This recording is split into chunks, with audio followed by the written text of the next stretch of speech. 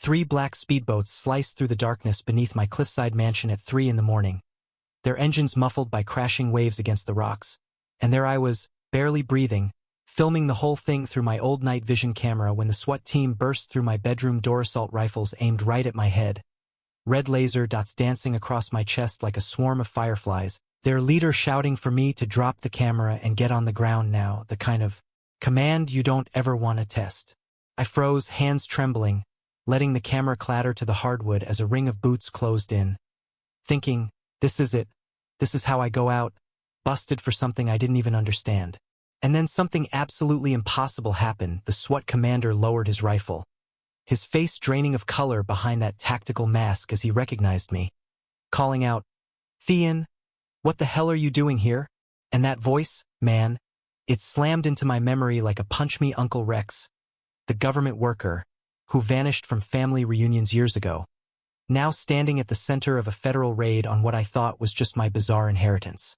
72 hours earlier, I'd pulled up to this $8.7 million Victorian behemoth, perched precariously on a cliff overlooking the Pacific. Me great-uncle Cornelius, a complete stranger, left it to me in his will. The estate lawyer called it a miracle for a divorced Navy engineer scraping by, drowning in PTSD and bills, and I'd called it salvation, a lifeline right when my world had fallen apart. You want to know what it's like, stepping into a house that size? It's overwhelming. The floors creak with history, every room taller and colder than the last, and underneath it all, a network of caves that, at the time, I thought were just some quirky geological feature. Maybe a place to stash wine. Maybe just a story.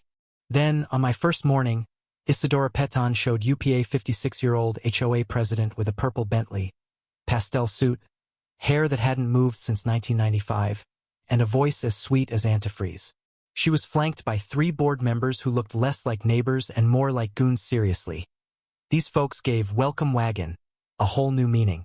She marched up my gravel drive, demanding I surrender the place to HOA control within 48 hours. I figured she was another power-tripping Karen, a minor league villain in my new start. I had no idea she was running a $47 million smuggling ring beneath my feet, or that my great-uncle Cornelius had spent 20 years undercover documenting every shady deal that happened in these caves, or that Uncle Rex had been waiting for an heir to finally spring the trap and burn this whole criminal empire down. In 3 days, I learned more about human darkness and small-town corruption than in all my years at sea.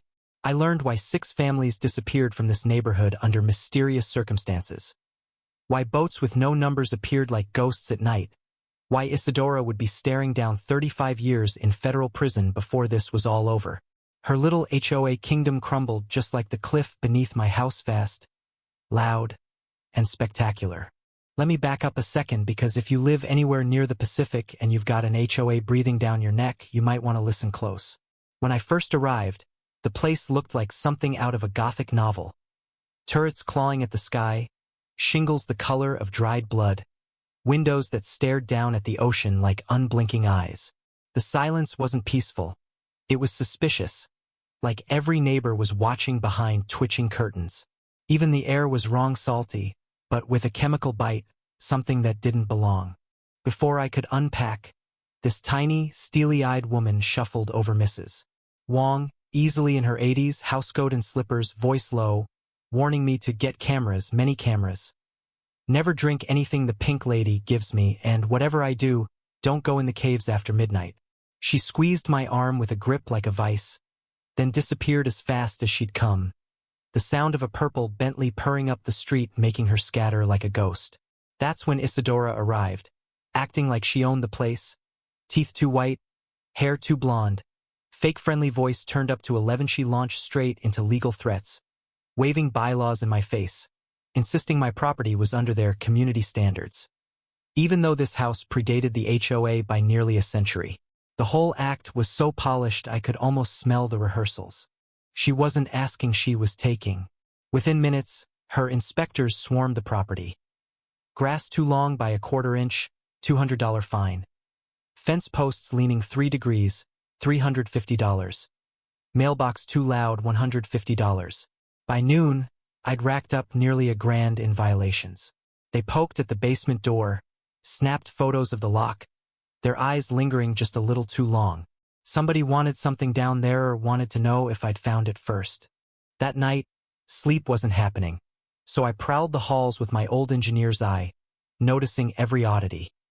Steel door on the basement, modern locks, fresh concrete, a chemical tang thick enough to sting your nose.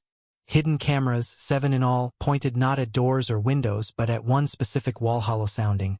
Seems just visible if you pressed hard enough. I got a text from an unknown number. Don't open it yet. They're watching. Act normal for 2 days. A friend.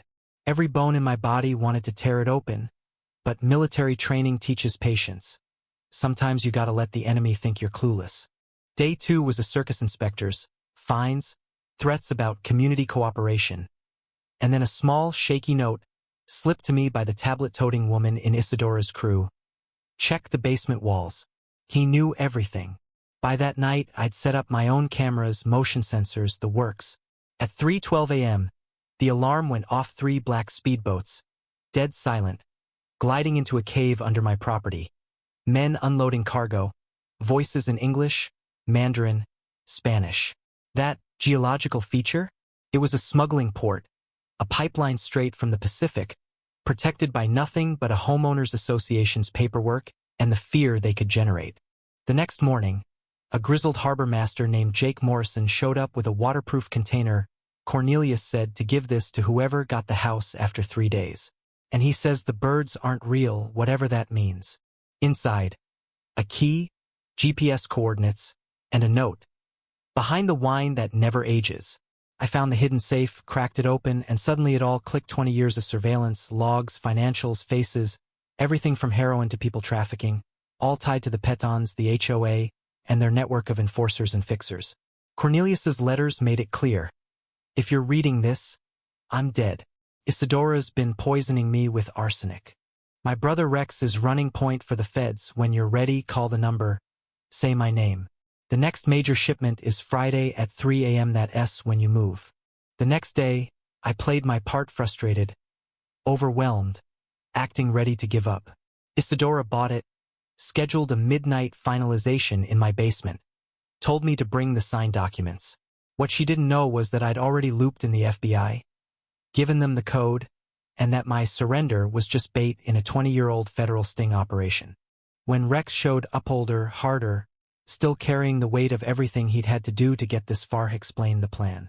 Isadora's shipment wasn't just drugs this time, but weapons and 17 people locked in containers, trafficked halfway across the globe. All we needed was her confession caught on tape with her running the show. Midnight hit. Isadora arrived in full regalia, heels clicking like gunshots, surrounded by muscle and the judge himself, who acted like the very laws he'd sworn to uphold were nothing but bargaining chips. She strutted right into the open tunnel, gloating over her win, telling me straight up about the arsenic, the forced evictions, the tragic accidents. She offered me $100,000 and a ticket out, or a one-way trip off the cliff. When I asked her about Rex, her face went pale. I hit the panic button. All hell broke loose. Flashbangs, tactical gear, shouting, guns drawn from every shadow.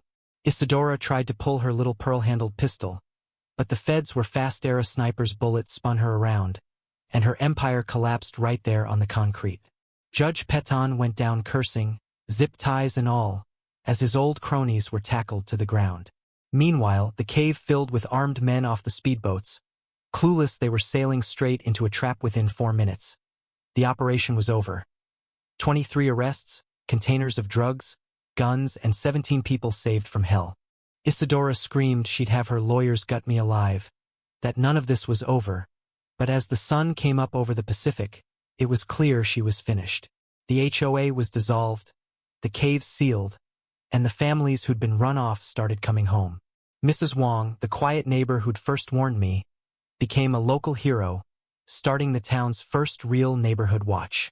Rex and I, after a decade of silence, built something close to a family. Again, he retired. The Peton case, his last and proudest act. On the 1-year anniversary, I gave a speech at the dedication of the Cornelius Blackwood Marine Preserve, talking about how evil flourishes when good people look away, and how the price of freedom is never letting your guard down, no matter how safe you think you are. And as I stood by the waves, my phone buzzed a message from someone I'd never met. Thank you for saving my daughter. She was in that container. We named our restaurant Cornelius's Kitchen. Yeah, that happened. Turns out sometimes, justice isn't a courtroom or a headline. It's a father hugging his daughter, a neighborhood learning to trust again, and a battered old mansion standing guard over waters finally safe.